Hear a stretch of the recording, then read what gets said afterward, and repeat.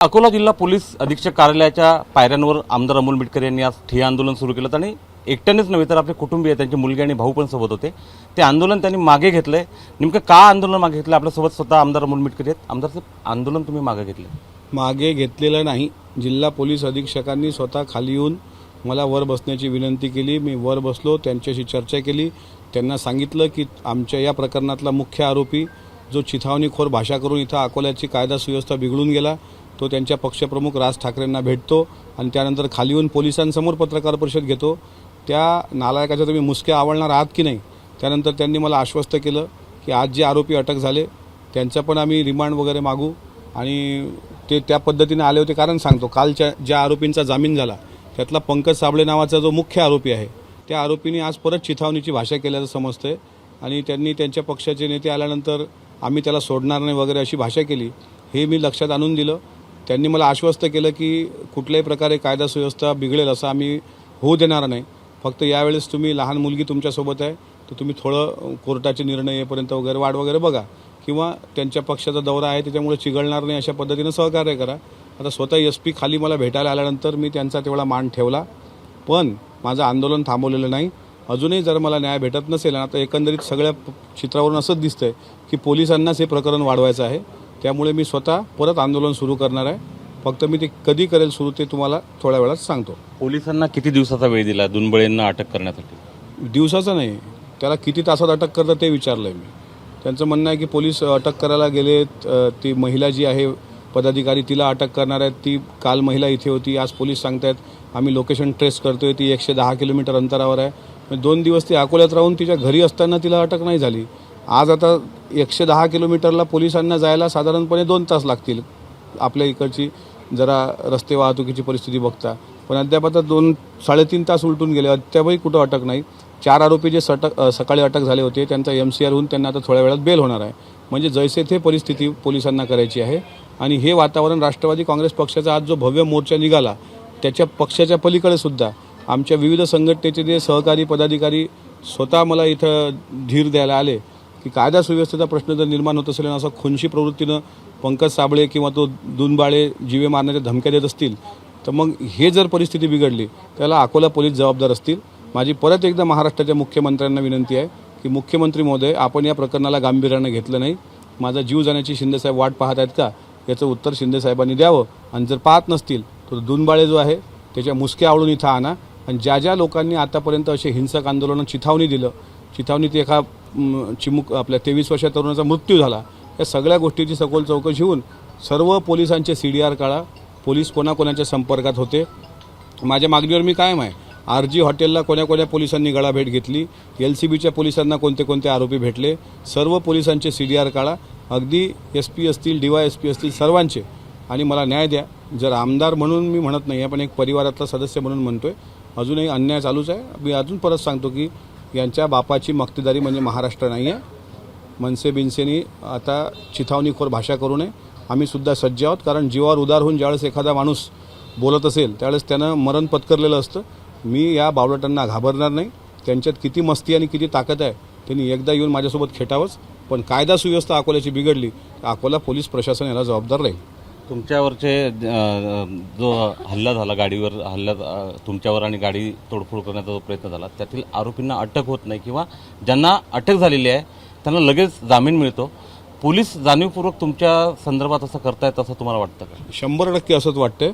मग पोलिसांशी बोलल्यानंतर त्यांचं म्हणणं असं होतं की साधारणपणे जे आरोपी आहेत त्या आरोपीच्या बाबतीत आम्ही स्ट्रॉंग आर्ग्युमेंट करू।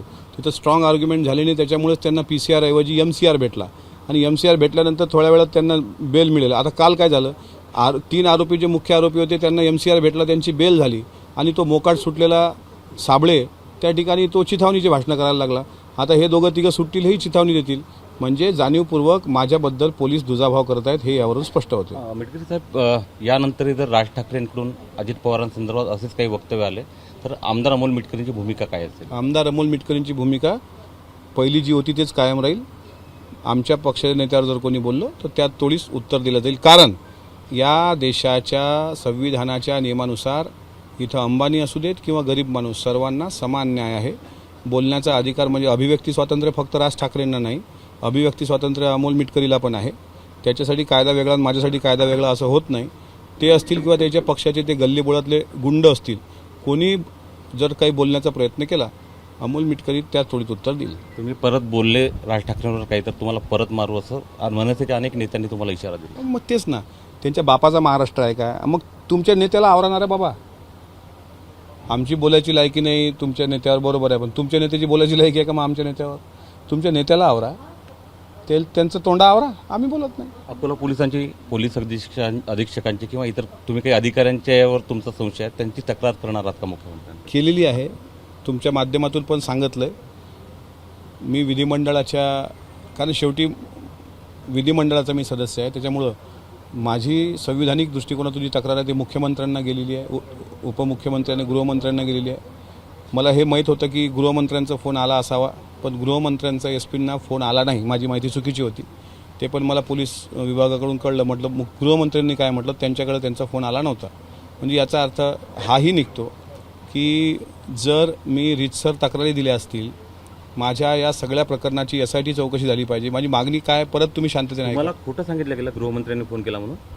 माहिती अशी होती, म्हणजे मला गृहमंत्र्यांशी मी इथून बोललो आणि गृहमंत्र्यांना विनंती केली की तुम्ही कायदा सुव्यवस्था बिघडणार नाही असं एसपींना सांगा. गृहमंत्री मला म्हणाले की मी एसपींना सांगतो, आणि आता मला असं कळतं की फोनच आला नाही. त्याच्यामुळे कोण खोटं बोललं हे मलाच कळेन असं झालं. मुख्यमंत्र्यांनी तुम्हाला फोन केला नाही, गृहमंत्र्यांशी तुमचं बोलणं झाल्यानंतर एसपींशी ते बोलले नाहीत, अमोल मिटकरींकडे दुर्लक्ष करण्याचा किंवा एकटं पाडण्याचा प्रयत्न होतो आहे का? मी एकटा नाहीच पडलेलो, माझ्यासोबत ठीक आहे राजकीय पक्षाचे पुढारी नसतील, पण शिवशाहू फुले आंबेडकरांच्या विचाराचा कार्यकर्ता जीवन आहे ना मला. मी एवढा का बोलतोय? मनसे ज्या पद्धतीने बोलते ती त्याच्या बापाच्या भरोशावर बोलते, म्हणजे राज ठाकरे नावाच्या. मी माझ्या बापाच्या भरोशावर बोलतोय, म्हणजे शिवाजी महाराज आणि बाबासाहेब आंबेडकरांच्या नावाच्या. ती जिवंत आहेत ना लोक अजून. त्याच्यामुळे मला पोलिसांना मी विनंती केली, मला प्रोटेक्शन काढून टाका. त्या दुनबाळेत मस्ती आहे ना, त्यांनी सांगावं तिथं मी येतो आणि त्याच्याशी 2 हात करायला तयार आहे. त्यांनी सांगावं, फक्त तो एका बापाची अवलाद असेल तर सांगावं. या सर्व याच्यात कार्यकर्ते, कुटुंबियांची आणि तुमच्या पक्षांच्या नेत्यांची मागणी आहे की तुमची सुरक्षा वाढवली पाहिजे. तुम्ही मागणी करणार आहात का? मी अजिबातही मागणी केलेली नाही.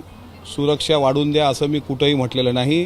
माझ्या पक्षाच्या मोर्चामध्ये ज्या 3 विविध मागण्या आल्या, त्या मागण्यांमधून ही मागणी आली की त्यांची सुरक्षा व्यवस्था पुरवावी, कुटुंबाची विशेषतः. तर तो पक्षाचा अंतर्गत विषय किंवा पक्षाची ती भावना आहे. मला वैयक्तिक म्हणाल तर मी सुरुवातपासूनच संपूर्ण महाराष्ट्र मी फिरलो आहे ना, त्याच्यामुळे काही असं विशेष सुरक्षा द्या, मला Z+ द्या अशी माझी मागणी नाही. फक्त न्याय द्या हीच माझी मागणी आहे. आणि आमदाराला जर तुम्ही 4 दिवसापासून झुलवत असाल पोलीस प्रशासन, तर एक गोष्ट लक्षात येते की अकोल्याच्या सामान्य लोकांच्या पुढचं भविष्य काही चांगलं नाही आहे. पालकमंत्र्यांची अपेक्षा होती मला फोन यायची, पण त्यांनी फोन केला म्हणजे मी सुरक्षित आहे असं नाही होत. पण जर विधिमंडळाचा मी सदस्य असेल तर त्या नियमाने मुख्यमंत्र्यांनी पण चौकशी केली पाहिजे. विरोधी पक्षाने अंबादास दानवेंनी चौकशी करू शकतात, हे का नाहीत करू शकत?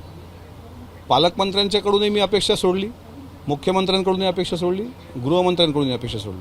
आता मी लढल आणि ते मनसेवाले लढतील. एक तर ते राहतील, एक तर मी राहील.